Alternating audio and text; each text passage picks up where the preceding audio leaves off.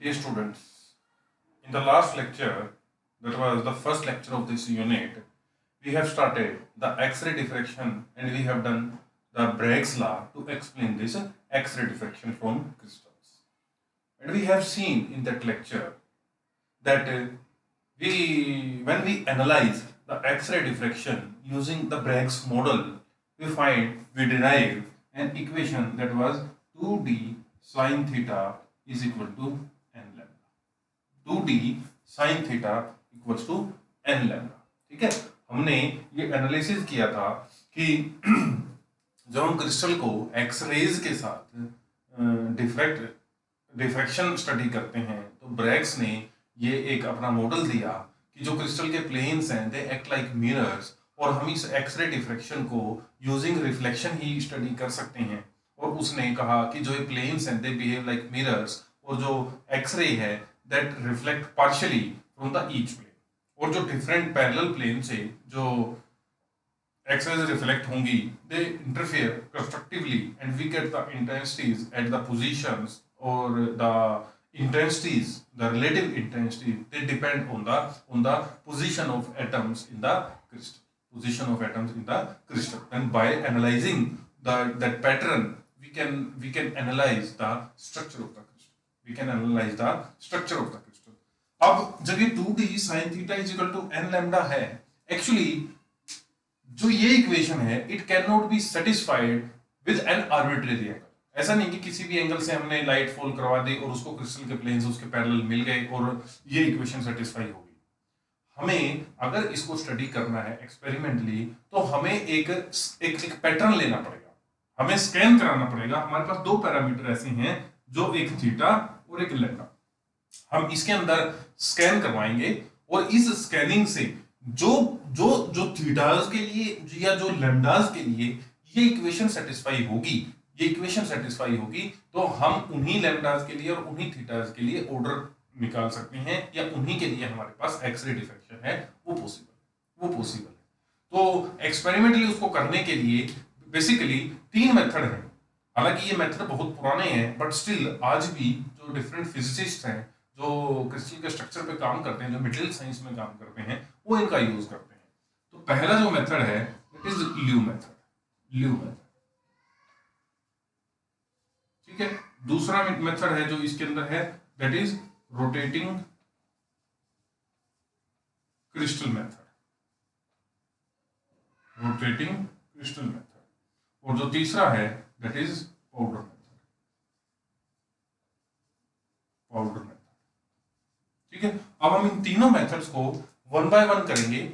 ये मैंने बेसिक आपको बता दिया कि हमारे लिए कोई भी मेथड पे काम करें, किसी भी तरह एक्सरे डिफ्रैक्शन को स्टडी करें, पहली ये सेटिस्फाई होनी चाहिए। अब इसके अंदर टू कांस्टेंट है, डी क्रिस्टल की प्रॉपर्टी है, एन ऑर्डर है, तो हमारे पास दो ही पैरामीटर ऐसे बचते हैं, एक थीटा और एक लैम्डा, जिनके साथ हम प्ले कर सकते हैं। तो इन सारे मेथड्स के अंदर हम यही देखेंगे कि इन दोनों पैरामीटर में से एक पैरामीटर को हम वेरी करते हैं और दूसरे पैरामीटर को कांस्टेंट रख के हमारे पास डिफरेंट ऑर्डर आ जाते हैं।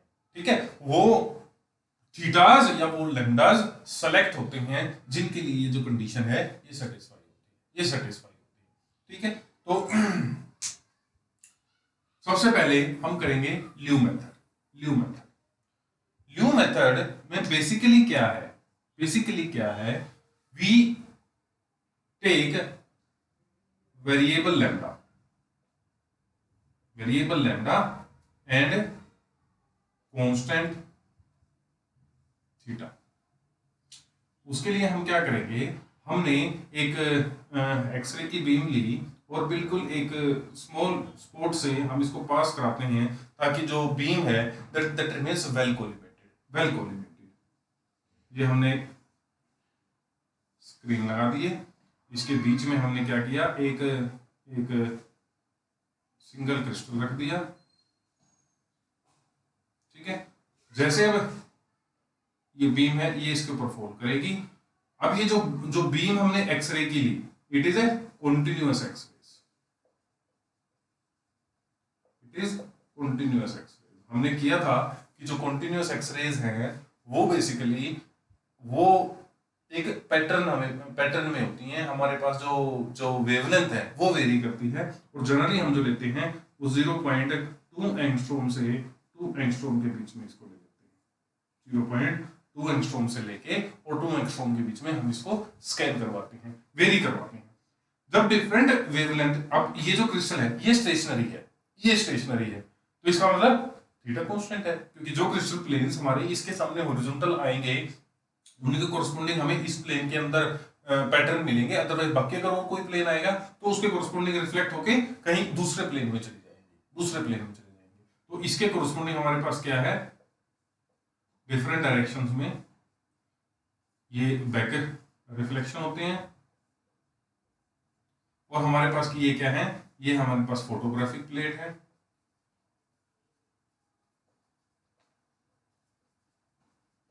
तो जिन लैम्डा के लिए हमारे पास वो जो जो ब्रैग्स लॉ है 2d sin theta is equal to n lambda, जिन लैम्डास पे, जिन पर्टिकुलर वैल्यूज पे, जिन डिस्क्रीट वैल्यूज ऑफ लैम्डा के लिए हमारे पास ये इक्वेशन सेटिस्फाई होगी, उसके कोरस्पोंडिंग हमारे पास पैटर्न मिल जाएगा, उसके कोरस्पोंडिंग हमारे पास पैटर्न मिल जाएगा। ठीक है, हम उस पैटर्न को एनालाइज करेंगे और उसके कोरस्पोंडिंग हमें जो क्रिस्टल है उसके प्रॉपर्टी मिल जाएगी। तो this is first method which was Liu method। ठीक है, तो इसके अंदर continuous X-rays theta is constant, तो variable lambda theta is constant, उसके कोरस्पोंडिंग हमारे पास ऑब्वियसली वो जो लैम्डास उसके बीच में से ऐसे होंगे जो इस इक्वेशन के साथ कंसिस्टेंट होंगे, वो सिलेक्ट होके उनके कोरस्पोंडिंग हमें इंटेंसिटीज मिल जाएंगी। लेकिन अब इसका डिसएडवांटेज ये है, इसका डिसएडवांटेज ये है कि मान लो एक पर्टिकुलर डायरेक्शन में हमारे पास एक से ज्यादा वेवलेंथ के कोरस्पोंडिंग हमारे पास ये इक्वेशन सेटिस्फाई हो जाती है, तो क्या होगा कि जो इंटेंसिटीज हैं वो एक दूसरे को ओवरलैप करेंगी। जब वो एक दूसरे को ओवरलैप करेंगी तो जो रियल क्रिस्टल स्ट्रक्चर हमें स्टडी करना है उसमें कई बार गड़बड़ आ जाएगी, क्योंकि जितनी इंटेंसिटी होनी चाहिए हमें एक से ज्यादा ओवरलैपिंग के बाद उससे कम या उससे ज्यादा मिलेगी। जब उससे कम या उससे ज्यादा मिलेगी तो उसके कोरस्पोंडिंग, इसका मतलब हमारे जो कैलकुलेशंस हैं उनमें कहीं ना कहीं प्रॉब्लम आ सकती है। तो देखिए इसका एक डिसएडवांटेज है। जो दूसरा मेथड है that is rotating crystal method. जैसा कि नाम से ही पता लग रहा है कि इसके अंदर हम क्रिस्टल को रोटेट करेंगे। तो जब हम क्रिस्टल को रोटेट करेंगे तो क्या वेरी करेगा, थीटा। रोटेटिंग क्रिस्टल मेथड, तो जब थीटा वेरिएबल है तो हमें लैम्डा को कांस्टेंट करना पड़ेगा। लैम्डा कांस्टेंट का मतलब क्या है, जो एक्सरेज हैं they will be characteristic x-rays, जो एक्सरेज है they will be characteristic x-rays. इसके लिए हम क्या करेंगे, हम एक स्ट्रेज यूज करते हैं जो नीचे जाके हमारे पास स्पेंडल से कनेक्ट होती है, और जो स्पेंडल है वो हमारा अल्टीमेटली किसी मोटर के साथ जुड़ा हुआ होता है। ठीक है, एक monochromatic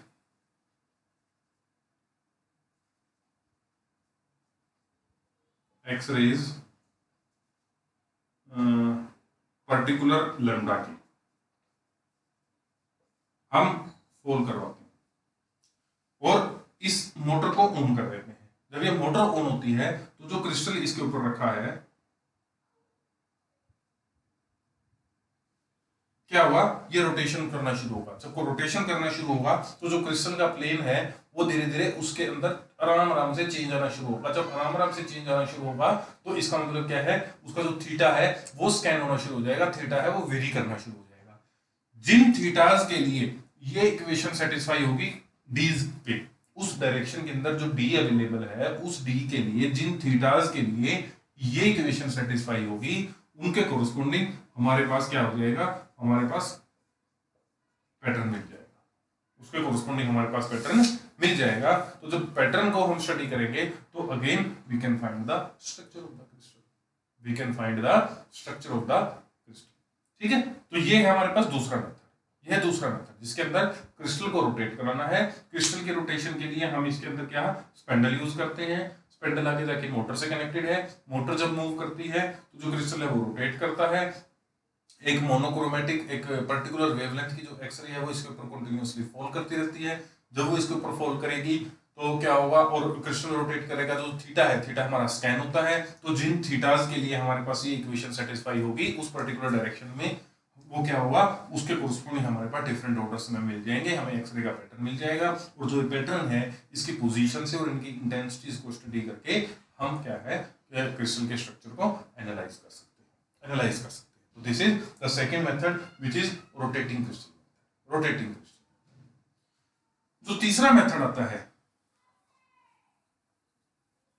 that is powder method. This is most widely used method. मैं आपको ये भी बता देता हूँ, ये सबसे ज्यादा यूज किया जाता है क्योंकि इसके अंदर हमें सिंगल क्रिस्टल की जरूरत नहीं पड़ती। रोटेटिंग क्रिस्टल के मेथड के अंदर हमें सिंगल क्रिस्टल की जरूरत पड़ती है। पाउडर मेथड में क्या है, जैसा कि नाम से पता लग रहा है कि हम क्या करेंगे, क्रिस्टल को लिया और क्रिस्टल को क्रश कर लिया, पीस लिया। पीस के क्या होगा, उसके छोटे छोटे क्रिस्टलाइट्स बन गए। अब मान लो मैं बात कर रहा हूं 111 प्लेन की। अब हर एक क्रिस्टलाइट के अंदर, इंपॉर्टेंट है ये चीज समझने की, ध्यान देना इस पे, हर एक क्रिस्टलाइट के अंदर जो 111 प्लेन है वो हमारा रेंडमली ओरिएंटेड होगा। क्योंकि मान लो मैंने एक क्रिस्टल लिया, क्रिस्टल को हमने पीस लिया, क्रश कर लिया, क्रश करके क्या हुआ कि छोटे छोटे उसके छोटे छोटे क्रिस्टलाइट्स बन गए। अब उन क्रिस्टलाइट्स के अंदर प्लेन तो वही है सारे के सारे, तो जब वो क्रिस्टलाइट्स को हम रखेंगे तो उन अलग अलग जो टुकड़ा होगा, अलग अलग जो पार्ट होगा उस क्रिस्टलाइट का, अलग अलग जो पीस होगा, उसके अंदर कोई भी पर्टिकुलर प्लेन है वो रैंडमली ओरिएंट होगा। जब रैंडमली ओरिएंट होगा तो इसका मतलब क्या है, theta is variable. When theta is variable, lambda should be constant। तो हम क्या करेंगे, हम एक बोलेंगे, उसके ऊपर हमने क्रिस्टलाइट्स डाल दिए, इसके ऊपर हमने कैरेक्टरिस्टिक एक्सरेज की फॉल करवाई। जब ये फॉल करेगी तो ये डिफरेंट थीटा, हर एक क्रिस्टलाइट के ऊपर ये अलग अलग थीटा पे फॉल करेगी। तो जिन थीटाज के लिए हमारे पास ये इक्वेशन सेटिस्फाई होगी उनके कोरस्पोंडिंग हमारे पास क्या है, पैटर्न मिल जाएगा। ठीक है। अब किसी पर्टिकुलर थीटा के लिए जो हमारे पास डिफ्रैक्टेड बीम होगी वो एक कोन का एज बनाएगी। मान लो ये हमारे पास कोई स्पेसिमेन हो गया, तो हम जब इसके ऊपर फॉल कराएंगे, ये मान लो इस डायरेक्शन में है, तो हमारे पास क्या है कि इसके चारों तरफ एक कोण बनेगा, जो डिफ्रैक्टेड रेज है वो इस कोण की जो वॉल्स हैं, जो दीवारें हैं, उसके कोरस्पोंडिंग डिफ्रैक्ट होंगी। और जो एंगल रहेगा इसका, दैट विल बी 2 थीटा। और 2 थीटा के कोरस्पोंडिंग जो थीटा है, theta is basically Bragg's angle. तो हम इस पर्टिकुलर कोण के जितने भी ऑर्डर्स हैं उसको हम स्टडी करेंगे, वो हमें डिफरेंट पोजीशंस में मिलेंगे। तो डिफरेंट पोजीशन इसी तरह हमें इसके बैक साइड में मिलेगा, इसकी वॉल के कोरस्पोंडिंग इस तरह से। तो which will be coaxial with the direction of incidence of x-rays. तो इन पैटर्न को हम स्टडी करेंगे, उस पैटर्न के कोरस्पोंडिंग जो एक्सरे ब्रैग्स लॉ की कंडीशन है वो सेटिस्फाई होगी, और ब्रैग्स लॉ की कंडीशन सेटिस्फाई होगी उसके अकॉर्डिंग हमारे पास डिफरेंट ऑर्डर मिलेंगे, डिफरेंट इंटेंसिटीज मिलेंगी। डिफरेंट ऑर्डर और डिफरेंट इंटेंसिटीज को हम एनालाइज करेंगे, और उसके एनालिसिस से फाइनली हमें जो क्रिस्टल है, क्रिस्टल के स्ट्रक्चर का पता लगेगा। तो अब हमारे पास टोटल 3 मेथड है। जनरली एक मेथड के बारे में पूछ लेते हैं, तुम्हारे पास पेपर में पूछ लिया जाता है कि ल्यू मेथड के अंदर क्या है, या पाउडर मेथड के अंदर क्या है, या रोटेटिंग क्रिस्टल मेथड क्या है, इसके ऊपर शॉर्ट नोट लिखो। ज्यादा 2 नंबर या 3 नंबर में तुम्हारे पास ये क्वेश्चन आता है, इससे बड़े क्वेश्चन तुम्हारे पास नहीं आता इसके अंदर। ठीक है, तो कुछ नहीं है, देखो ब्रैग्स लॉ है, ब्रैग्स लॉ के 2 पैरामीटर हैं जिसको हम स्कैन कर सकते हैं, क्योंकि बाकी जो सारे पैरामीटर्स वो हमारे हाथ में नहीं है। तो एक थीटा है, एक लैम्डा है। थीटा को वेरी करने के लिए हमें क्या करना पड़ेगा, या तो क्रिस्टल को रोटेट करना पड़ेगा, जब रोटेट करेंगे तो रोटेटिंग क्रिस्टल मेथड है, या हमें उसको पीस के जो उसके क्रिस्टलाइट्स हैं वो अलग अलग एंगल पे होंगे, तो दैट इज पाउडर मेथड। तो दो मेथड ऐसे हैं जिसके अंदर हम क्या करते हैं, थीटा को वेरी कराते हैं, लैम्डा कांस्टेंट रहता है। जब लैम्डा कांस्टेंट की बात है, इसका मतलब we are using characteristic x-rays, ठीक है। जो ल्यू मेथड है, ल्यू मेथड इससे अलग है। ल्यू मेथड के हम अंदर हम क्या करते हैं कि जो लैम्डा है, हम लैम्डा को स्कैन करते हैं, थीटा का कांस्टेंट रखते हैं। इसका मतलब जो क्रिस्टल है जो सिंगल क्रिस्टल होगा, पोजीशन उसकी फिक्स होगी, पोजीशन उसकी फिक्स होगी। जब पोजीशन उसकी फिक्स होगी तो जब उसके ऊपर फॉल करेगा तो एक पर्टिकुलर किसी भी प्लेन के लिए वो एक पर्टिकुलर एंगल पे फॉल करेगा। जब वो पर्टिकुलर एंगल पे फॉल करेगा तो क्या है, जिस लैम्डास के लिए ये जो कंडीशन है ये सेटिस्फाई होगी, उनके कोरस्पोंडिंग हमारे पास डिफ्रैक्शन पैटर्न मिल जाएगा। और हमें तीनों के अंदर जो कॉमन है वो यही है कि हमें तीनों के अंदर जो डिफ्रैक्शन पैटर्न मिला उसके अंदर डिफरेंट ऑर्डर की हमें रिलेटिव इंटेंसिटीज है उसको स्टडी करना है, जो उनके पोजीशंस हैं उनको स्टडी करना है। उनकी पोजीशन और रिलेटिव इंटेंसिटीज को स्टडी करके ही हम क्या कर सकते हैं, हम क्रिस्टल के जो पैरामीटर्स हैं उनको निकाल सकते हैं, क्योंकि हमें पता है कि अगर डी हमारे पास आ गया तो हम HKL निकाल सकते हैं, ए इज नोन, HKL अगर हमारे पास है तो हम ए निकाल सकते हैं, विच इज लैटिस पैरामीटर, ठीक है। तो this is all about the experimental x-ray diffraction methods. और जो हमारे पास डिफ्रैक्शन का पार्ट था, एक्सरे डिफ्रैक्शन का पार्ट था, वो यहीं तक था। इसके बाद जो हमारा नेक्स्ट पार्ट है इस यूनिट के अंदर वो शुरू होता है फिर रेसिप्रोकल लैटिस। अपने आप में ये एक बड़ा इंपॉर्टेंट कंसेप्ट है और बड़ी समझने की चीज है।